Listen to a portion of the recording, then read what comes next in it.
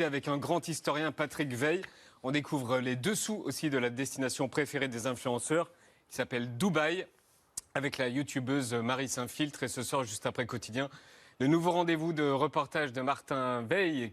Et là, aujourd'hui, c'est les animaux et nous, l'amour vache. L'amour vache. Tu nous en dis quelques mots tout à l'heure, juste Exactement. après le 19h30 média par El Vesoul.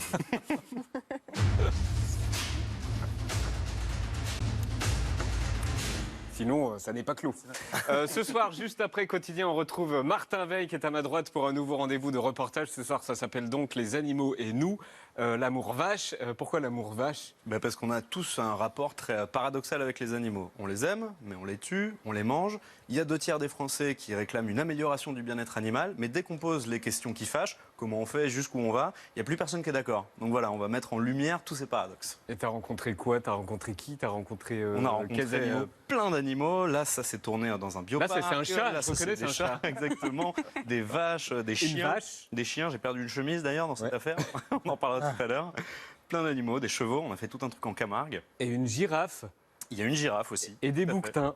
Mais tu connais très bien les animaux. Des bouquetins Haute-Savoie. Quotidien, continue, à tout de suite. Roi de l'univers, roi de la création. Alors attention, on ne dit pas du tout que la drogue c'est bien, hein, mais c'est quand même assez marrant de voir que même les grands auteurs du panthéon littéraire adoraient ça. Et aujourd'hui, les couvertures de leurs livres servent à faire des tonkards pour les joints des étudiants en première L. La boucle est bouclée. Pour en savoir plus, on vous recommande Écrits stupéfiants de Cécile Gilbert, une énorme compilation de tous les textes de grands écrivains sur les drogues. Merci, on reste dans le sujet avec la zone Mazorette.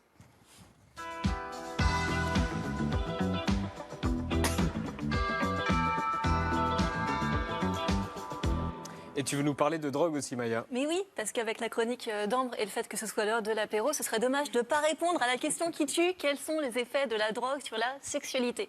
Et en fait, on a plein d'études sur la question, en sciences sociales, médecine, addictologie, urologie, tout ce que vous voulez. Mais pour simplifier, je vais me limiter aux substances les plus fréquemment utilisées, l'une légale et l'autre pas, l'alcool et le cannabis. Côté alcool, on se trouve plus désirable, on trouve les autres plus désirables, ce qui entraîne plus de passage à l'acte, donc plus de prise de risque et éventuellement de regrets. Au niveau plaisir, les résultats sont intéressants pour les femmes, nettement moins pour les hommes qui rapportent moins d'orgasmes, des rapports plus courts et des soucis d'érection en cas de surconsommation. Côté cannabis, c'est à peu près l'inverse. On passe à l'acte avec des personnes qu'on connaît déjà en prenant son temps, mais avec des performances souvent aléatoires. Il y a des hommes qui auront de meilleures érections et d'autres chez qui ça va tout couper. Il y a des femmes qui auront de meilleurs orgasmes et d'autres qui se trouveront moins sensibles. T'entends ça, Martin ? Tout ça, exactement. Tout ça dépend des doses consommées et du contexte. Pour limiter la casse, il faut donc bien se connaître soi-même, ou bien connaître Martin, et bien connaître les produits avec modération. Je savais que tu rebondirais sur Martin. Il y a une autre question d'actu que tu veux traiter. Oui, la question des relous, puisqu'on en a parlé en boucle la semaine dernière. Marlène Schiappa, qui continue son combat contre le harcèlement de rue. La ministre déléguée à la citoyenneté annonce la création des QSR. Des quartiers sans relou. Des quartiers sans relou, c'est l'expression de... Les relous, c'est les Marlène gros Schiappa. lourds. Exactement. Alors, posons-nous la question, c'est quoi en fait un relou ? Le mot n'est pas choisi au hasard, T'entends cette ça, lourdeur. Tu veux des noms ? Aïe, aïe, aïe. On fait la chronique ou pas ? Alors, cette lourdeur renvoie à l'idée d'une charge qui pèse sur les femmes, charge mentale, charge domestique, et dans le cas qui nous intéresse, la charge consistant à se sentir menacée dans l'espace public. Parmi ces menaces, on trouve effectivement de la drague lourde, mais aussi des agressions et des viols, à peu près 100 000 tentatives par an, selon les statistiques ministérielles de la sécurité intérieure, dont 60 000 hors ménage, donc potentiellement dans l'espace public. Et là, on en arrive à la polémique de la semaine. Si le mot relou paraît anodin, voire inoffensif, les faits décrits le sont nettement moins. En fait, relou, c'est un euphémisme, une manière atténuée de décrire la réalité. Et ce choix, Marlène Schiappa le défend. Pourquoi sans relou ? Pour faire jeune ? Derrière cette appellation un peu rigolote de clin d'œil de quartier sans relou, C'est de la com, ça. Oui, bien sûr. L'appellation, c'est de la com. Mais le fond, ça n'est pas de la com. Le fond, c'est concret. Alors, c'est du concret, j'y reviens. C'est du concret, mais d'habitude, la com efficace, elle passe par la dramatisation des enjeux. Pour se faire entendre, mieux vaut choisir le plus que le moins, mieux vaut choisir les hyperboles que les euphémismes. Et c'est pas juste pour le plaisir de placer des mots qu'on triple dans cette émission. Si on a affaire à des relous, le harcèlement de rue est pesant. Si on a affaire à des violeurs, il est dangereux. Et confondre les deux suscite une certaine perplexité. Et ça, c'était mon euphémisme. pour dire que ça suscite un terrible bad buzz. Et on termine avec une question d'un téléspectateur, Hugo, qui demande si les écrans nuisent au couple et détruisent la drague. Alors j'ai une petite question pour vous autour de la table. À votre avis, il y a combien d'écrans en moyenne dans un foyer français 4. C'est Julien qui a raison. Il y en a 6,4. Et les Français passent au moins 4h30 par jour devant leurs écrans. C'est sûr, ça fait beaucoup de temps de cerveau disponible. Et pourtant, attention aux interprétations dramatisantes. La drague, ça fait déjà 20 ans qu'elle se déplace vers les applis de rencontre. Une drague beaucoup plus efficace que celle des relous de la rue. Et même augmentée parce qu'elle permet de rencontrer au-delà de son cercle habituel. Pour ce qui est de nuire au couple, c'est pareil, attention aux clichés. D'accord, il y a des soirées pyjama devant Netflix, mais il y a aussi les nuits passées à s'envoyer des sextos enflammés. Il y a les comptes Instagram érotiques, le sexe par webcam interposé. Et puis, objectivement, la sexualité a toujours subi la concurrence d'autres loisirs, comme la lecture ou, qui sait, les tournois de chevaliers. Par ailleurs, je pense qu'on sera tous d'accord pour dire que quand on a un nouveau partenaire, quand on a vraiment très envie de quelqu'un, bizarrement, il n'y a plus du tout de question de smartphone dans la chambre à coucher.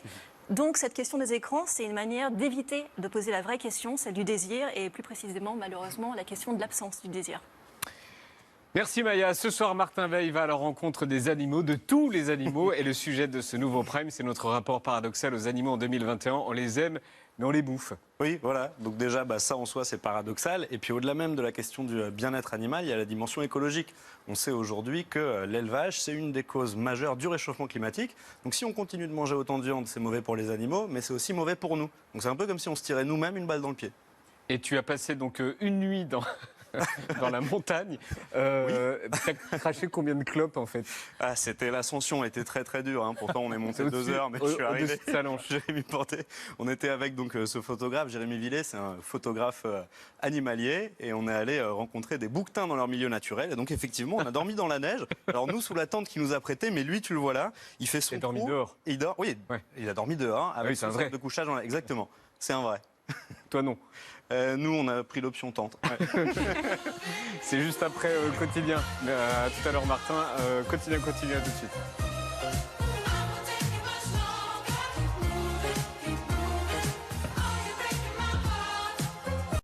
Voilà. Martin, toi, tu t'es intéressé aux zoos en France qui sont bien obligés de bouger. Oui, exactement. On est très loin des zoos de Dubaï. On a notamment été dans un bioparc, le bioparc de Douai-la-Fontaine, et qui fait figure de bon élève.